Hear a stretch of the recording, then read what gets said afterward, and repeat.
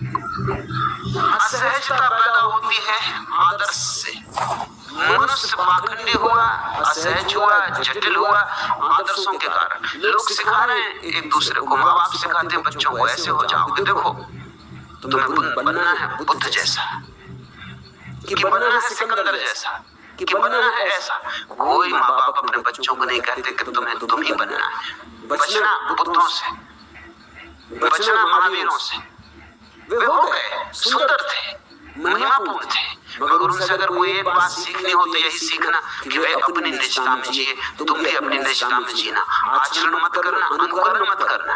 अनुकरण और आचरण आदमी को झूठा कर देते, क्योंकि द्वंद्व पैदा हो जाता। तुम कुछ हो, कुछ थोपते हो तो दोहरी बात हो जाती। हो कुछ, करते कुछ हो कुछ, बोलते कुछ, तुम्हारे कपड़े कुछ, तुम्हारी आत्मा कुछ, तुम्हारे बाहर भीतर के रंग में भेद पड़ जाता है, तुम्हारे भीतर खंड हो जाते। और खंडित हो जाना असहज है। सहज का अर्थ होता है अखंड जीना। तुम जैसे हो वैसे ही जियो। जरा सोचो इस बात को, ये बहुत बहुमूल्य बात है। तुम जैसे हो बस वैसे जियो, बुरे तो बुरे, भले तो भले। तुम सारी दुनिया को अपनी वस्तु स्थिति से वाकिफ हो जाने दो। तुम अपने को उघाड़ दो, तुम कह दो कि ऐसा मैं हूं, यह मेरी नियति, ऐसा मुझे परमात्मा ने बनाया, उसकी ऐसी मर्जी। स्वीकार करे दुनिया तो ठीक, अस्वीकार करे तो ठीक। जब तुम चाहोगे कि दुनिया मुझे स्वीकार करे ही, तभी अड़चन शुरू होगी। तभी होगा कि दुनिया जैसा चाहेगी वैसा तुम्हें होना पड़ेगा। जब तुम चाहोगे कि दुनिया मुझे सम्मान दे तो अड़चन शुरू होगी, क्योंकि दुनिया सम्मान देगी अपने शर्त के आधार पर। उसकी शर्तें पूरी करोगे तो सम्मान देगी, उसकी शर्तें अगर पूरी नहीं हुई तो असम्मान करेगी।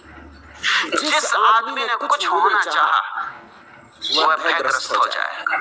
जो भयग्रस्त हुआ कमजोर हुआ, आत्मा खोई उसने। कुछ होना मत चाहना, जो तुम हो पर्याप्त हो। परमात्मा की दृष्टि में तुम अंगीकार, अन्यथा तुम होते ही नहीं। उसने तुम्हें स्वीकारा है। जुन्नत के जीवन का कथा है। नए गांव में आके ठहरा जुन्नत, सूफी फकीर था, बड़ा फकीर था। उसके पड़ोस में एक शरारती उपद्रवी आदमी था। 2-4 दिन तो उसने देखा, फिर उसके बर्दाश्त के बाहर हो गए। एक सांझ प्रार्थना कर रहा था, नमाज में था। प्रार्थना के बाद उसने कहा, हे प्रभु, इस आदमी को समाप्त कर, इसकी क्या जरूरत है दुनिया। ये मेरा पड़ोसी, ये सिवाय उपद्रव के कुछ भी नहीं। ये तेरे लोगों को सताता है, परेशान करता है, दुष्ट है। जुन्नत को कभी किसी प्रार्थना में परमात्मा का उत्तर न आया था। उसने आया, परमात्मा ने कहा, जुन्नत तू 4 दिन से यहाँ, मैं इस आदमी के साथ 60 साल से हूँ। ये 60 साल से मेरा पड़ोसी, क्योंकि मेरे तो सभी पड़ोसी। मैं इसे 60 साल से बर्दाश्त कर रहा हूँ, तो 4 दिन न कर सका। और जब मैं इसे 60 साल से बर्दाश्त कर रहा हूँ तो इसमें कुछ होगा, इसका कुछ राज होगा। तुझे ये तो सोचना था कम से कम प्रार्थना करने के पहले कि जो परमात्मा को स्वीकार है उसमें तुझे क्या शिकायत हो सकती। यह बात प्रीतिकर है।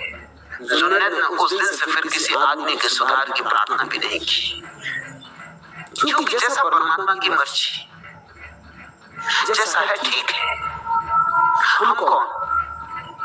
जीसस के पास कुछ लोग एक स्त्री को लाए और उन्होंने कहा कि इसने व्यभिचार किया है, और पुराने शास्त्र में लिखा है कि पत्थर मार के इसकी हत्या कर देनी चाहिए। आप क्या कहते?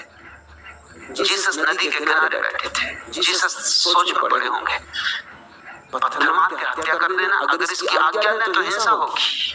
फिर जीसस के प्रेम के सिद्धांत का क्या होगा? और अगर कहें कि नहीं क्षमा कर दो तो लोग नाराज होंगे। लोग कहेंगे कि तुम हमारे पुराने धर्म का खंडन कर रहे हैं, हमारे शास्त्र का खंडन कर रहे हैं। लोग यही चाहते थे। असल में लोग आए ही इसलिए थे कि अगर जीसस कहेंगे कि क्षमा कर दो इसको, तो हम ये पत्थर जीसस को ही मारेंगे, क्योंकि वो हमारे पुराने धर्म ग्रंथ के खिलाफ बात कर रहे हैं। और अगर उन्होंने कहा कि मारो इसे पत्थर, तो हम इस स्त्री की हत्या भी करेंगे और जीसस से कहेंगे क्या हुआ तुम्हारे प्रेम का, तुम्हारी करुणा का? कहाँ गई तुम्हारी करुणा, कहाँ गया तुम्हारा प्रेम? सब धोखाधड़ी की बातें। मगर उन्हें पता नहीं था कि जीसस क्या उत्तर देंगे। जीसस ने कहा कि ठीक कहते हैं पुराने शास्त्र, ठीक ही कहते होंगे, उठा लो पत्थर, इस स्त्री की हत्या कर दो। लेकिन पत्थर वही लोग मारे जिन्होंने कभी व्यभिचार न किया हो और कभी व्यभिचार का विचार न किया हो। वो जो पंच गांव के आगे खड़े थे, वे रहा होगा और म्युनिसिपल कमेटी के मेंबर और सब, वो जल्दी से पीछे हट गए भीड़ में, क्योंकि कौन झंझट करे, गांव भर जानता है, सबकी हरकतें जानता है। और अगर व्यभिचार न भी किया हो तो विचार तो किया ही। ऐसा आदमी तो खोजना कठिन है जिसने व्यभिचार का विचार न किया हो। जो मोहित न हुआ, आकर्षित न हुआ, वो चुपचाप पीछे हट गए। धीरे धीरे वो जो लोग आए थे उनके हाथ में पत्थर थे, पत्थर उन्होंने वहीं गिरा दिए और धीरे धीरे लोग नदारद होने लगे। सांझ हो रही थी, सूरज ढल रहा था। सूरज के ढलते ही जैसे अंधेरा हुआ, लोग भाग गए वहां से। स्त्री अकेली छूट गई। उस स्त्री ने जीसस के चरणों पर सिर रखा और कहा कि आप मुझे जो भी सजा देना चाहते हैं, मैं व्यभिचार नहीं हूँ, मैं स्वीकार करती हूँ, मैं पापनी हूँ और आपकी करुणा ने मेरे हृदय को गदगद कर दिया। आप जो भी सजा दें। जीसस ने कहा कि मैं कौन सजा देने वाला, मैं तेरे और तेरे परमात्मा के बीच को, तू जान, तेरा काम जान और तेरा परमात्मा जाने। मैं कोई निर्णय नहीं लेता। अगर तुझे लगता हो कि कुछ गलत किया है तो अब मत करना, और तुझे लगता हो कि जो है वो ठीक है तो जारी रखना। निर्णायक परमात्मा होगा, तेरे और परमात्मा के बीच अंतिम निर्णय होने वाला है। कोई बिचवैया नहीं है। तू जा। ख्याल करते हो इस बात में, जीसस का प्रसिद्ध वचन है, बुराई की भी निंदा मत करना। बुराई की भी क्यों? इसलिए कि अगर परमात्मा चला रहा है तो कुछ कारण होगा। अपने भीतर जागना, जीना, लेकिन जीने का सूत्र निकलता हो निजता से। सहज जुगतिले आसन करो। अगर तुम्हारा जीवन सहज हो जाए तो बस ठहर गए, आसन लग गया। यही असली आसन है। पालथी मार के और सिंहासन लगाना असली आसन नहीं है। वो तो कोई भी लगा ले, वो तो कवायद है।